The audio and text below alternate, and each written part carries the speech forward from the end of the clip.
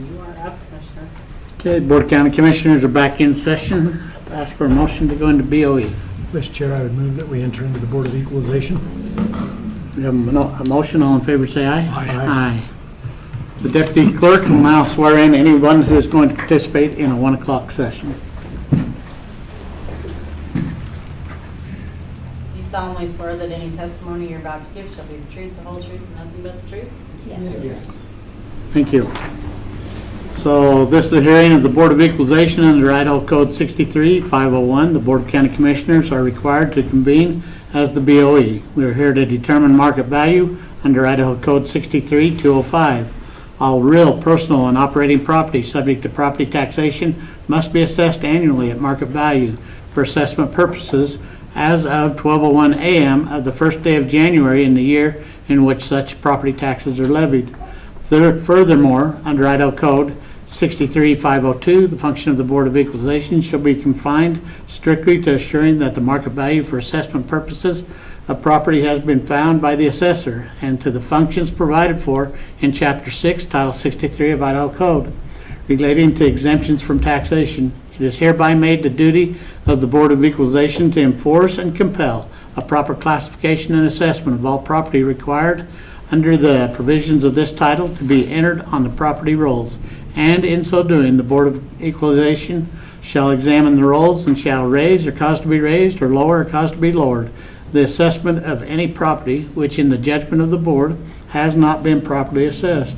The taxpayer shall have the burden of proof in seeking affirmative relief to establish that the determination of the assessor is erroneous, including any determination of assessed value. A preponderance of the evidence shall suffice to sustain the burden of proof. We are here to discuss the market value of the property, the conditions, state, or information that is relevant to this topic. This is fact and not conjecture or things that you may think.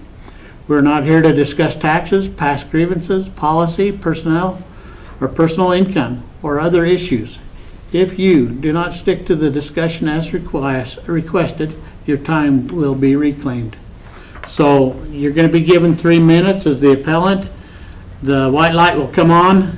When the yellow light comes on, there's 1 minute left. When the red light goes off, your time is up. We'll ask questions, and then the assessor's table will be given 3 minutes, and then we'll allow some time for a question there. The rules are to be kind, direct all questions or comments to the board. If your conduct is out of line, you will be warned, and if it continues to be out of line, you will meet our court marshals. All right. Looks like Donald Wood. Please come up, take a seat here, introduce yourselves, and then your 3 minutes will begin. Christy, did you have something? Yes. Did you get my note about Mr. Ekman? Yes. Okay, perfect. Okay, thank you. Did you want us to just sit here? Okay. Go ahead and introduce yourselves, and then your 3 minutes will begin. I'm Donald Wood, and this is my wife, Shauna. Hi. Okay. So as our application said, well, you know which property. I don't need to go over that, do I? No. Okay. Okay. So as I was going through some recent comps, one of the reasons why we feel like this property should not, and it's basically the land is the one that we're really questioning. The value on the land, what was it last year? It went up to $100,000. And this land does not have year-round access. According to, who was it we talked to? The health department. It does not appear to be a buildable lot. And we understood that this was recreational property and has been, we thought, for years and years. For a long time, it's been recreational. It's been rezoned to residential, and I'm not sure when that happened. And so I have some recent comps in the area that, would probably be good comparables for what we have. Okay. And we don't take any new information today. You're able to tell us about the comps, but we don't receive any. Okay. So So in comparison on recreational property that does not have year-round access, the only thing that I could find within the last last 6 months were 3 in Lava. And those they were all over an acre of land. And those all averaged at about 19,000, 18,000 per acre when they sold. The most recent I was able to find on Green Canyon Road was a sale that was actually a residential rural property. It went back, the sale data went back to 10/7 of 20, which at that period of time prices were higher than they are today. And it sits right on Green Canyon Road borders, so it had, so it has paved road with year-round access. That was a 1.25 acre parcel, and it sold for $68,500. So, Okay, is that it? Any questions? No questions. Okay, your 3 minutes begin now. Okay, subject parcel is in the Pebble Creek area. It is a 1 acre lot. The land value from 2023 to 2024 had that change. We had that first acre value put on. We found a cabin on that parcel, and there are 2 other parcels surrounding it that are contiguous and are in as additional acres as well. If you'll turn to the comparables page, the subject property is in the Pebble Creek area, 1 acre lot. Price per square foot is $2.63. Comparable 1, also in the Pebble Creek area, Bearland parcel, similar acreage, coming in at $3.43 price per square foot. Comparable 2, also in the Pebble Creek area, similar acreage to the subject parcel. Price per square foot is $2.36. Comparable 3 is in the Rapid Creek area, Bearland parcel, similar acreage coming in at 1.14. The price per square foot is $3.07. Let's see. And if you'll turn to the sales vicinity map, it shows you where those sales are in comparison to that subject parcel. And that last page with the map on it just shows where that parcel lies. It is connected to another parcel that is family owned that comes off of Green Canyon. It is in the Pebble Ski area. The main road is Green Canyon. And that very last page, we did have a survey that was done in 2021 for an easement on that parcel that comes off of Green Canyon. To access those back 2 parcels that are owned by the appellant as well. And so our recommendation for this parcel, according to SIFE, with that documentation, we would like to apply a 15% influence to the land to account for not being able to build a sewer. That would change the land value from $100,000 to $85,000. And I did contact the appellant to let them know that that would be our recommendation. Thank you. Okay, Could I just make a comment? you can ask a question. I just wondered why the land was valued at one time $33,000. The next year it dropped down to $19,000, and then it goes up to $100,000. You have an answer?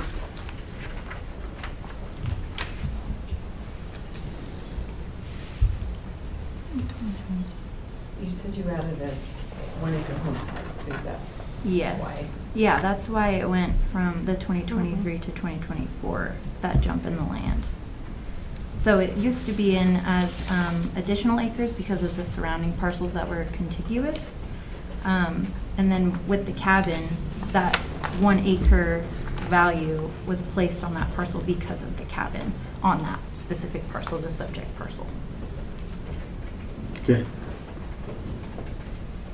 Questions? Is there a cabin? I'm not seeing a cabin in the There- pictures, but There is a cabin, one side of it is 17 by about 13 feet square, the other side is 12 by 12 foot square. It is a very small cabin. Yes. And do you access it through that dirt road behind it? Is that how We you access go it? in on the dirt road during the winter ice snowshoe in. And is there any power or utilities or anything to that? In the past, it's wired for a generator. I do have a little bit of solar on it. Okay, but there's no external There, utilities, it's all Idaho self-generated? Power goes by it and has a right-of-way through our property, and that probably takes up a certain amount of the hillside that would also exclude us from being able to build on the hillside. No water, porta potty Right. is what we use when we're up there. I tend to side with the appellate on this one, to a certain extent.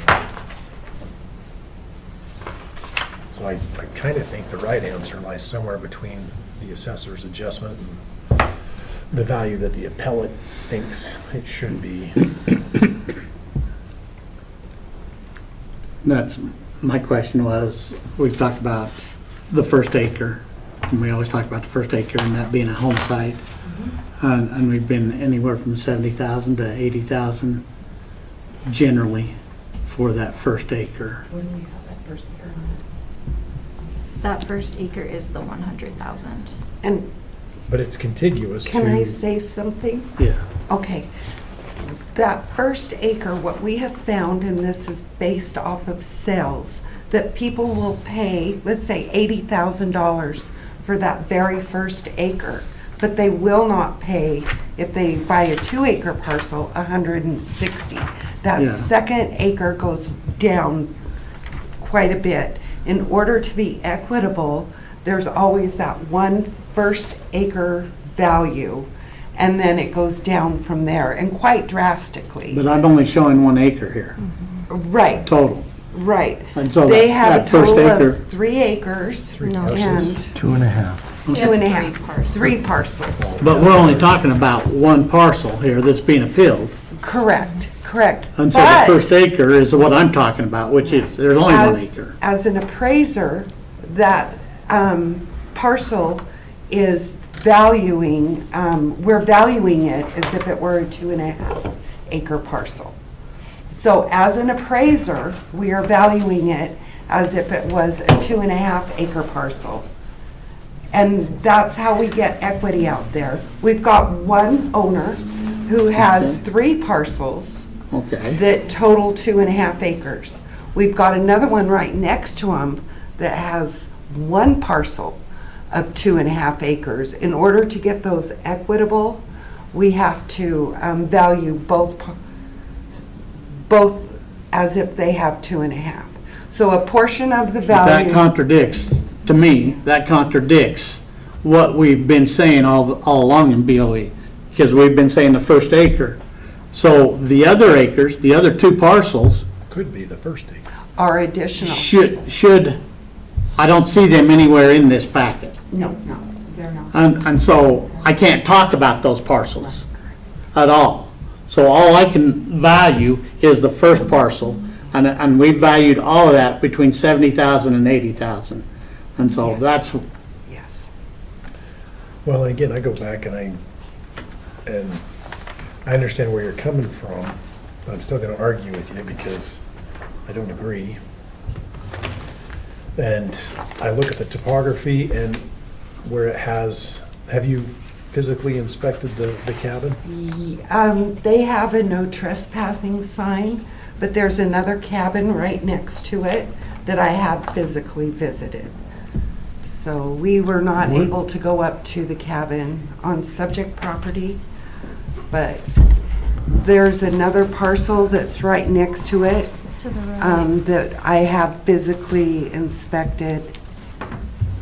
And it's the same situation, no well or septic.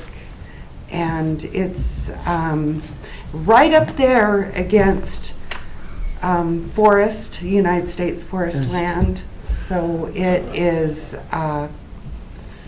And it's pretty much used just for summer. Go up, spend the summer in the So- cabin. So generally Come home. speaking, then, what would be an adjustment for seasonality where it's not year-round access? Or is there such a thing? What was the percentage that you took off on the property that you told us in your original? That was a 15% influence for accounting for not having a sewer. And so if you go to 70%, 70,000, and then you take the 15% off, are you in that ballpark? I would be happy Or with you, that. John, any questions? Yeah. When was the last sale you looked at in this area? Actual sale? That'd be 2.5. Yeah, that's where I said the pathway. These sales are in 2021. It's a unique area and you're not going to find a lot of sales. So we have to expand until we can get the sales to put a value on it. It's Time adjust that sale. It's right up there on your way to the Pebble Creek ski area. I mean, at the tippy top of the mountain. And there is access to it, but you would have to plow it out. And quite a few of these driveways are pretty long. They would take quite a bit of plowing to access it during the winter. But Green Canyon Road is always, accessible. Lived there all my life. Yes. Lived in Ingham all my life. So, just from going off what I said, if we take the 70,000 and then we do the 15%, that brings it to 52,500. So, I'd make a motion that on parcel RPR401700330, that we make an adjustment to 52,500. Questions? Nope. We have a motion. All in favor, say aye. Aye. So we brought it down to 52,500, and you have the ability to appeal either to the courts or to the state. But also, if the assessor's not happy with that, they have the ability to appeal to see what they can do to bring it up also. With that being said, I'd say that your hearing is over. Thank you. Thank you.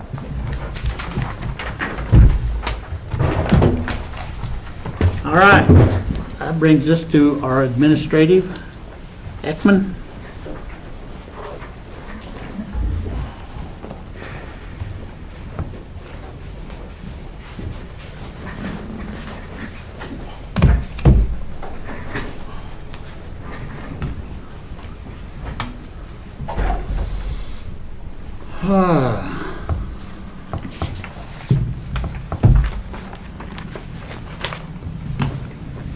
Okay. Got comments on this one? Well, my name is Mike Helm, and the subject, the appellant thought that the values were too high. I found a lot of comparables in Old Town. It's a multifamily building, and I found quite a few of multifamily sales, and he's right in where he ought to be. In fact, he might even be a little low.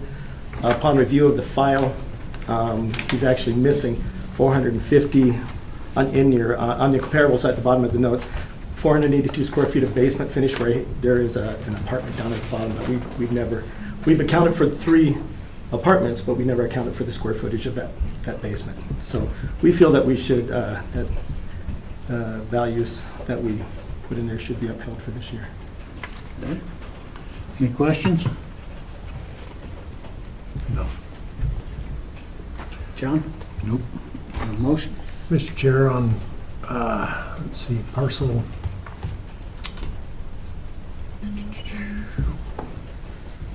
RPPO C370000. I move that we uphold the assessed value. We have a motion. All in favor, say aye. Aye. All right. Keller? That would be me. Keller Construction, there are 4 land parcels. Most of what I've got is on the cover page there, but I would point out that in this area, there is a border between what we call site rating B and site rating D. So both homes, all the way around the Highland area, on both sides of the street are in site rating B. And then, so 1,100 and 1,200 in site rating B, and then 500 and 600 are in site rating D, just so you're aware of the price difference there because of that. Okay. But we feel that the parcels are at market value, and the comparables will show that. But, several of the comparables are on the same street. In fact, one of them's a neighbor. So we feel that the values are equitable and should be left at the current 2024 values. Questions? On the valuations, it looked like some of them have some steep topography. You make any adjustments for that in your valuations? They're steep topography on these? If I'm looking No, at most of them are flat. Lot 12 and Lot 11, look like they're back up to a hill. I think on the appellant's, the back side of the lot is up to the hill, but the lot itself is flat, yes. Okay, all right. I think of the appellant's packet shows a picture of those lots. Yeah, Should show- that's what okay. I'm looking at. Okay, Yeah. well, I don't have too much problem with this one, where they're at. John? No questions. Motion? Mr. Chair, on the 4 parcels for Keller Construction, I would move that we uphold the assessed value per the assessor's recommendation. Have a motion, all in favor say aye. Aye. Aye. All right, that brings us to Brookstone LLC. And I'll just tell you flat out that I'd make a motion that we uphold the assessor's value. This individual come in and was asked to do some things to get some information, and he just wrote the parcel numbers on the back and tossed it on Christie's desk and walked out. With that, we don't need to go further, in my opinion. So on these parcels, I'd make a motion that we uphold the assessor's value. We have a motion, all in favor say aye. Aye. Aye. Good job.